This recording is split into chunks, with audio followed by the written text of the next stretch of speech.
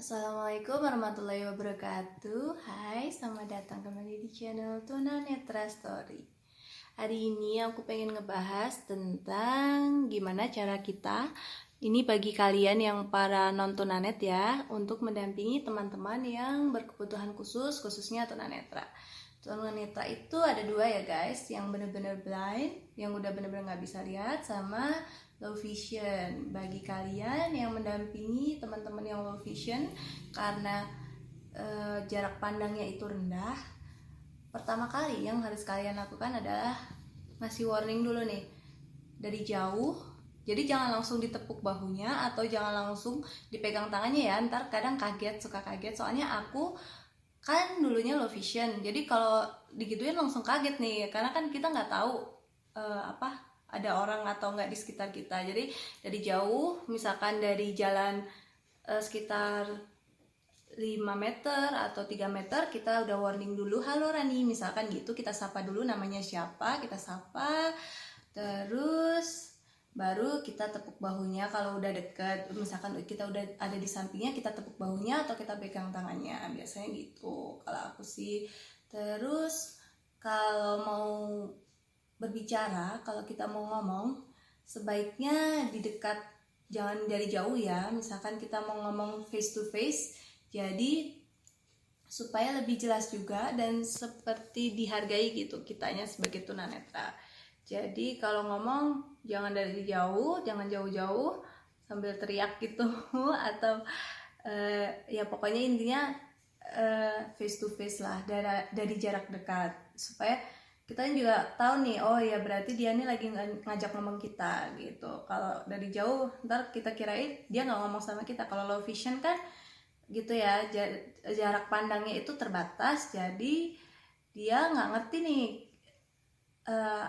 lagi diajak ngobrol atau enggak gitu. Kalau pengalaman pribadiku sebagai seorang yang pernah low vision seperti itu. Kalau untuk yang benar-benar blind, sebaiknya juga sama dilakukannya. Kita bisa ngomong di deketnya, di sampingnya, atau jadi jangan teriak-teriak dari jauh juga. Apalagi yang blind ya guys, karena kan dia benar-benar nggak tahu nih kita lagi diajak ngobrol atau nggak tahu lingkungan sekitarnya seperti apa. Jadi lebih baik yang ngomongnya dari jarak dekat, kalau bisa dari depan, atau kalau enggak dari samping, jadi arah wajahnya itu dihadapkan ke yang si tunanetra itu gitu, supaya lebih menghargai kitanya juga nih guys, dan kitanya juga kalau kitanya juga, oh iya nih aku lagi diajak komunikasi gitu.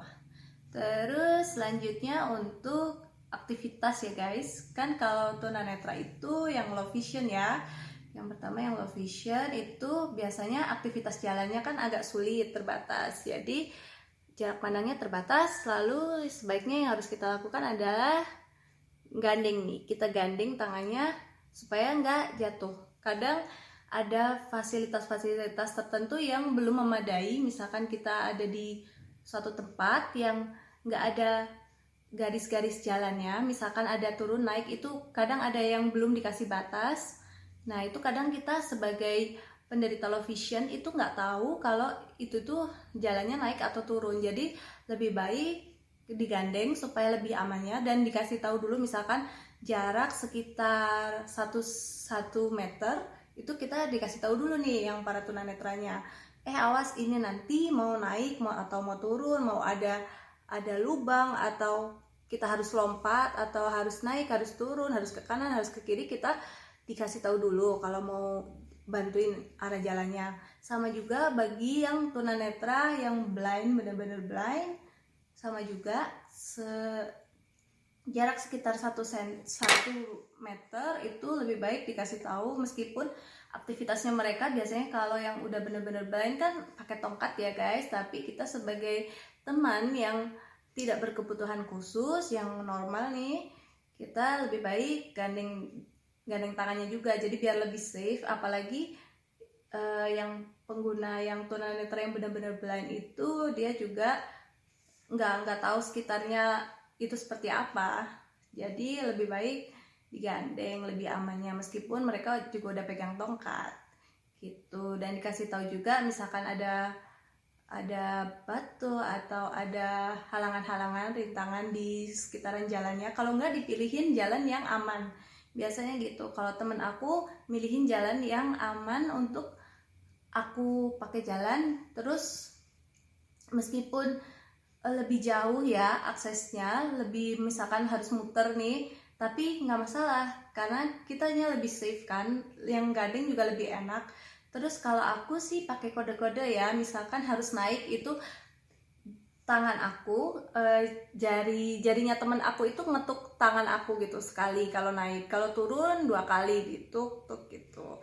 Biasanya tanganku digandeng, terus jarinya itu diketukin di tangan, jadi kitanya tahu kalau oh ini berarti nanti mau naik nih, mau turun nih gitu, jadi nggak berbahaya untuk penderita tunanetranya. Terus bagi kalian yang normal nih,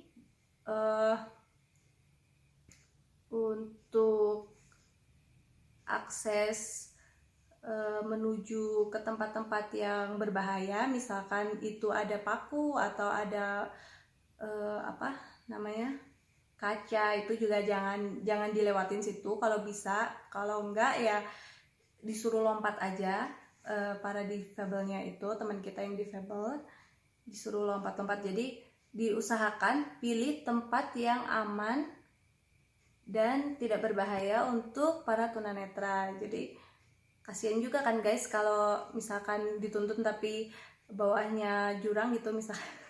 Ya ya gitu, pengalamanku sih kayak gitu. Jadi teman-temannya itu harus aware, harus peduli, harus care juga sama keadaan teman yang disabilitas. Biasanya hanya orang-orang tertentu tuh yang bisa dampingin penderita tunanetra. Biasanya nggak semua orang nih mau mendampingi, sabar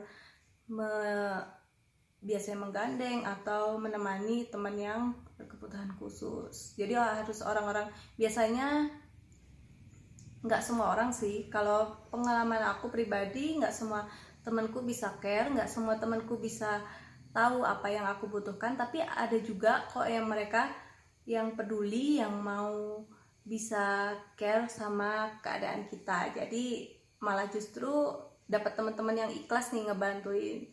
Ada juga pengalaman teman aku yang ada di Jogja itu, dia juga dia itu low vision, itu temennya juga gitu. Jadi ngantar jemput pulang pergi juga ke kampus, jadi enak banget kan, jadi kayak ngerasa punya driver pribadi gitu. Tapi kalau teman-temanku nggak sampai segitunya ya guys, nggak sampai nganterin pulang pergi. Biasanya kayak gitu itu merekanya itu biasanya punya anggota keluarga yang berkebutuhan khusus dan mereka memang care di bidang di bidang tunanetra atau tunarungu tunadaksa.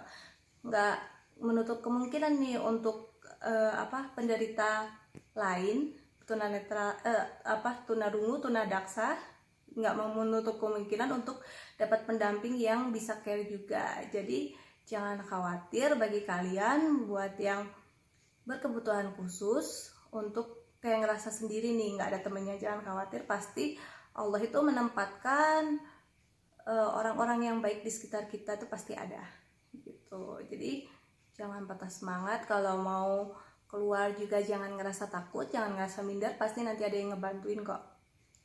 Gitu sih pengalaman aku selama jadi tunanetra ini. Semoga bermanfaat ya informasinya. Sampai ketemu di episode selanjutnya. Jangan lupa subscribe, like, comment, and share ke teman-teman kalian supaya informasiku ini bisa bermanfaat untuk orang lain gitu. Terima kasih ya udah nonton. Assalamualaikum warahmatullahi wabarakatuh.